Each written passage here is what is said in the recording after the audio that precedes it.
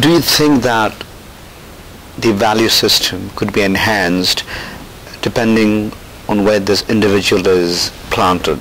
It's such a mobile world now. If you come from war-torn Africa or from a very comfortable comfort zone from Western Europe, and you change your geographies, so the value system of a war-torn country is very different.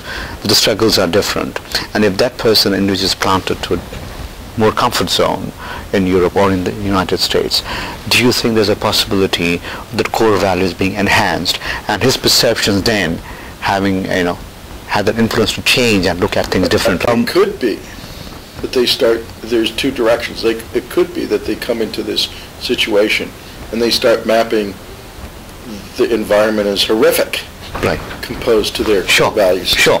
So that's what I'm trying to get at. Enhanced. Or it could be overstimulation and they say, ooh, I can't go back. All right? So it all depends. Let me just focus for a minute on the entrepreneurship. Do you think we could use this science to help entrepreneurs view success differently? I think it's useful. One of the points I was trying to make in terms of marketing and advertising is with all the tech in this particular conference, there are many talks that are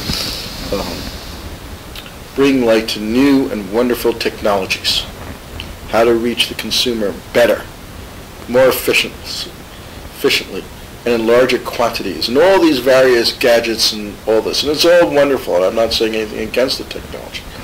Nevertheless, in the end, it comes down to the consumer. What is meaningful about the consumer? Never just get trapped in the world of the technology.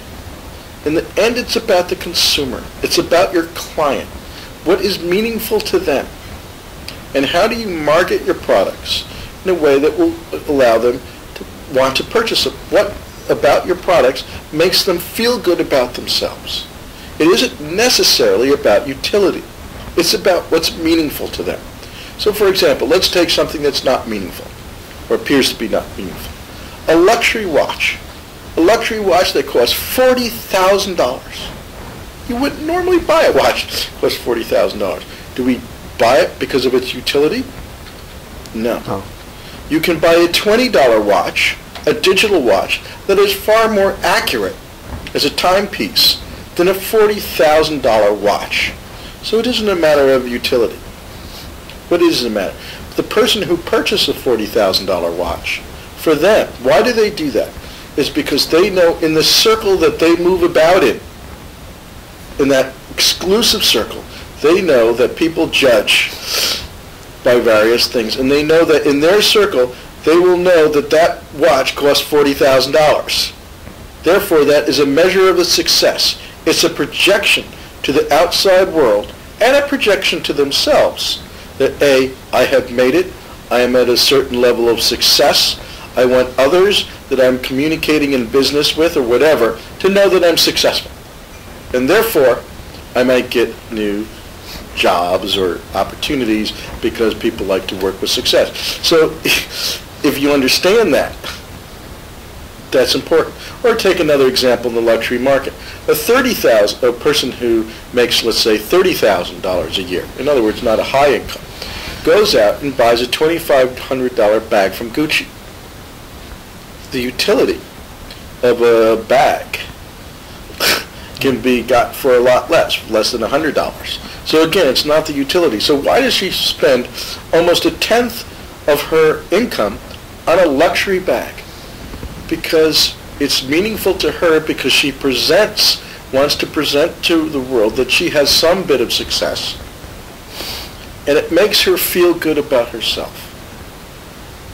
And so this is how they market these things. And I'm using these examples of things that are not necessarily needed, but to show how people buy goods, right, and what's meaningful to them, and how we need to structure advertising and consumerism in attaching both the visual to the emotional in a way that is, as I say, is meaningful to the client.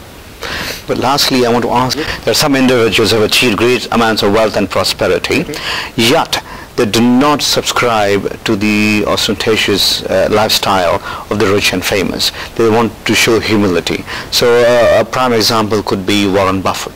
Okay, after having achieved so much wealth and name and prosperity, still lives in the same house. His demeanor, his clothes and his appearance is very different compared to, let's say, a Larry Ellison of Oracle. How would you distinguish this then? They map the worlds very differently. All right? They're both obviously very successful businessmen. They know what they're doing. They're very smart. But how they, I'm not in the confidence of either, so I can't really say. But I will say in terms of the accumulation of vast wealth and things, material things, there is what I call the collector gene. In other words, there is this innate ability to possess large amounts of objects.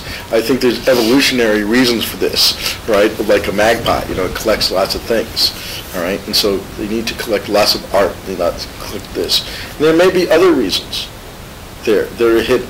They have a large art collection. Why do they have a large art collection? Well, they may really like it. Or maybe they want to project that they're culturally refined. So, or they have a large book collection, but they haven't read a single book. It's wallpaper. But they want to project the fact that they're intelligent. So there's all sorts of reasons behind this. There's all sorts of things when you get into it, of not only how do they perceive themselves, but how do they project themselves onto others. And people map it various ways, and there's all sorts of psychological things behind those issues. My hat off to Warren Buffett in not being trapped to material things, all right, and leading that sort of frugal lifestyle, because if you are, you get a monkey on your back that's hard to get rid of. It's true. It's true. Well, thank you so much. It's a pleasure.